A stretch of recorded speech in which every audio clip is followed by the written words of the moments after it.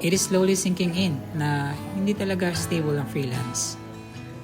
Merong 2 new clients pero nawala yung 5 major clients.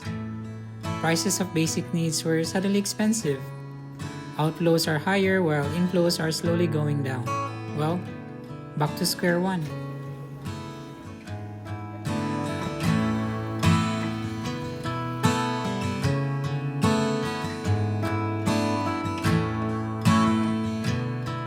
My friends and I went for a weekend trip sa Baganga, Davao Oriental. They're all sort of freelancers too. Iba sa kanila may full-time job pa. I think it is the perfect time to reset. I can also think clearly pag nasa dagat ako. Still tracking my goals, but this time, I'll do it one goal at a time.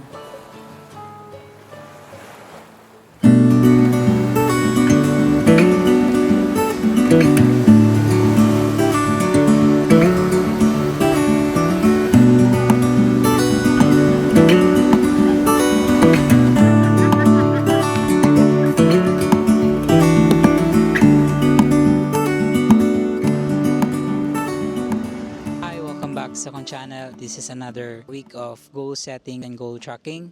Last week nagset ko og only 2 goals, creating the map guide of world map. This is another product of mine na akong i-launch probably by first week of July. I need to create at least 10 world na cork map first batch for this product launch. Right, so muna nga ako ang world map made of cork. I need to create packaging plan kung saan ako pag-arrange sa stencil. But I'll try to check if naay box nga makaya na inanikad ako para dili siya kailangan hiwaon.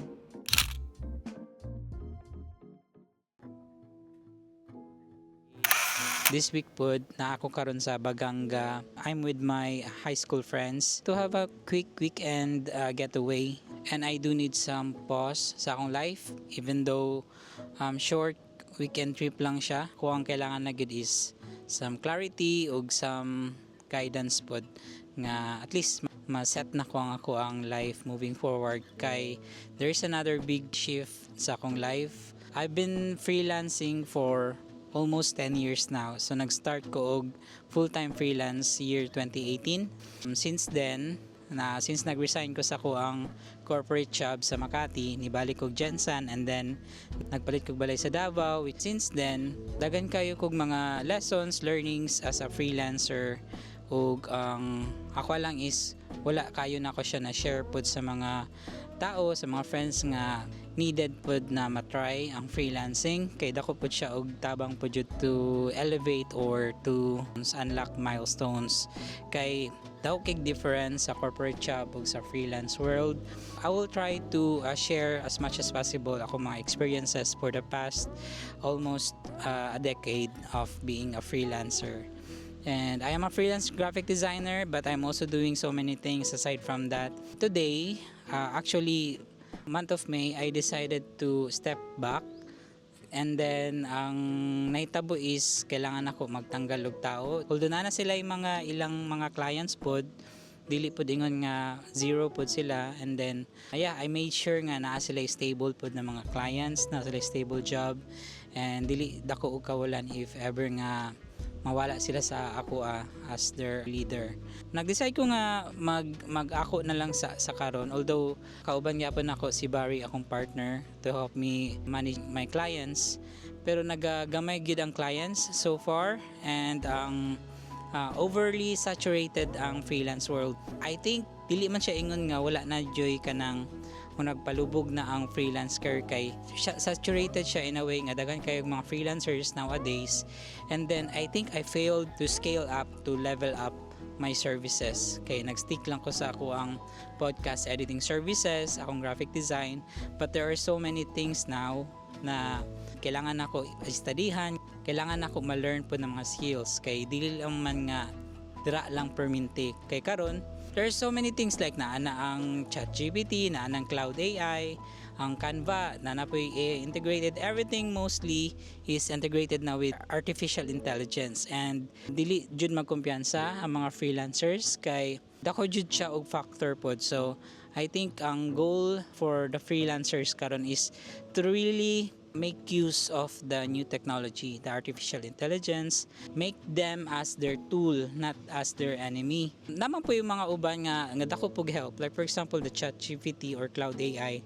Dako siya help in terms of delivering my services, in terms of creating show notes for podcast or helping me find some key points sa kanang episode, and then even sa editing as well, sa audio editing na i-podcast Adobe. Dako siya help, but at the same time ang mga clients, since na easier na siya for them, they are trying to do it on their own na. So mo nang dagan pag mga clients nga nag-try po og cut cost, so they opt to using the AI services nga sila lang. Muna siya ang dako nga factor pod nga nadagang mga clients nga sa kuha karon nga naghihawa sa kuha kay nag-decide sila nga sila na lang sa magbuhat. Although masabtan gid siya, but dagat pa man pod og ways nga maka-earn sa freelance industry. Ang ako man gud nga pagka freelance is dili man gud siya full time.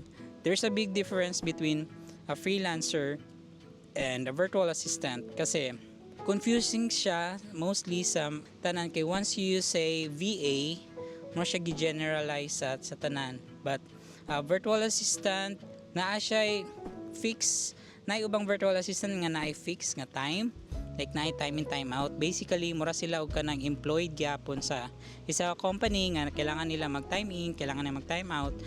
Well, sa ako ang case is freelancer, wala ko nagadawat og client nga time in time out. Mostly sa ko is project based na per episode, as long as ma-deliver lang nako ang mga deliverables nako. As a creative person, I don't want to have a time in time out kay dili magud same ang mga ideas in a given specific time, kay mostly ang mga ideas or mga creative juices nako is usually happen almost midnight or even early in the morning, super early in the morning. Usahay dili siya masulod sa kana nga ginasunod nila nga time in time out.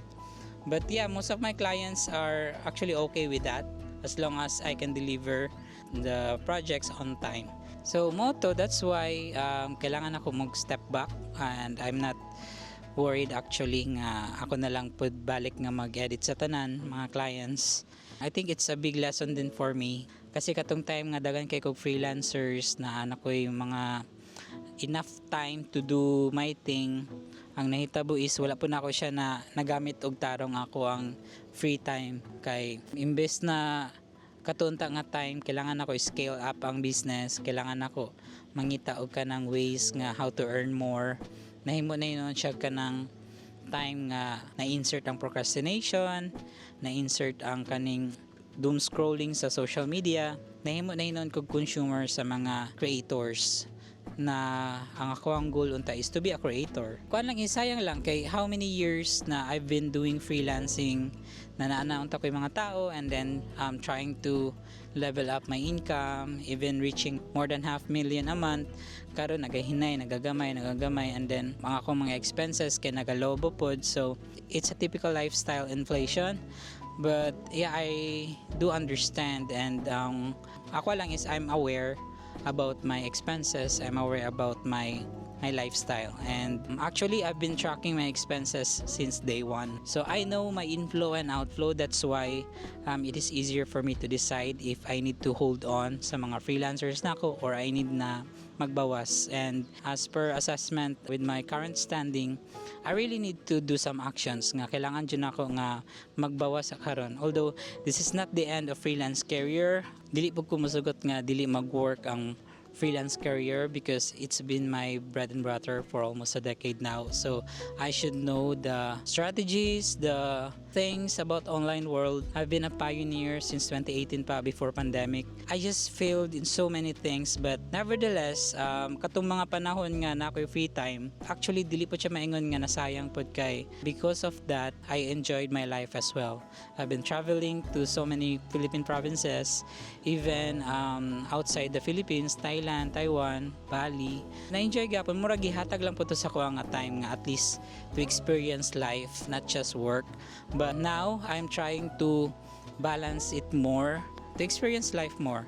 So naami karon sa dagat, and I'm so happy nga at least sa ko ang situation karon nakuha gyapon nga at least makaligo na pud og dagat. It's a very good thing po nga na ako sa Davao kay if I want to go hiking, dool ra ang bukid nun, dagan og mga bundok didto. And then if I want to go some like this ocean, na Samal Island, na Baganga, na Mati, even Glan sa Jansan. And dagan po siya og kanang opportunities po diri you can really say nga life is here sa Davao. Very peaceful but I really need to step up. Mo siguro ang ako ang hunahuna if ever nga wala ko ni hawa og Makati. Siguro grabe na ko grind kay ang mga tao dito walay masayang nga oras. But the thing is murara pud ka ng puro work dito So dili pud kay nimo ma-enjoy ang life. Although grabe pud jud ang training dito kay paspas ang imong lihok, paspas tanan. Wala kay dapat sayangon na oras.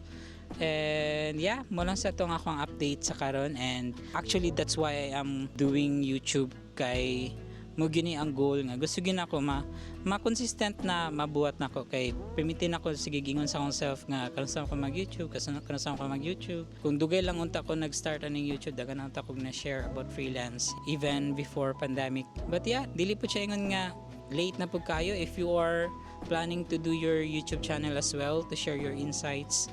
Pwede ra jud kayo like wala may nagaingon nga late na kayo tanan. That is why we just need to start. So this is where I am. I'm starting now and thank you so much for listening up to this end. Pagpasensya sa ko ang mga stories but there are so many stories to come.